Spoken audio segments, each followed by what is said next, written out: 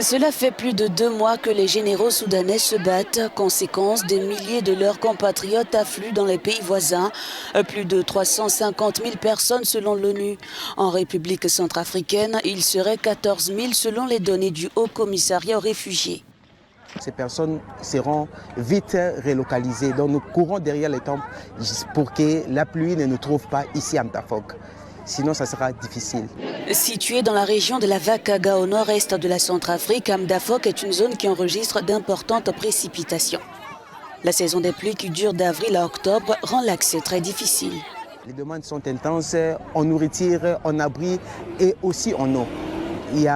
Nous essayons de fournir de l'eau avec les moyens de bord que nous avions trouvés localement. Ça veut dire que ce sont des chevaux qui transportent les 400 litres. La majorité des nouveaux arrivants sont des femmes et des enfants originaires de Niala au Soudan. Le pasteur Ismaël Ibrahim a fui avec sa famille à la recherche d'un endroit paisible. Nous sommes arrivés ici à la recherche d'un endroit paisible. Et si nous trouvons un endroit bien, un endroit sûr, nous resterons. Et nous ne savons pas non plus quand la guerre s'arrêtera. C'est pourquoi nous sommes partis. Nous ne savons pas vraiment quand la guerre prendra fin. Selon le HCR, il faut environ 445 millions de dollars pour faire face aux défis dans cette région.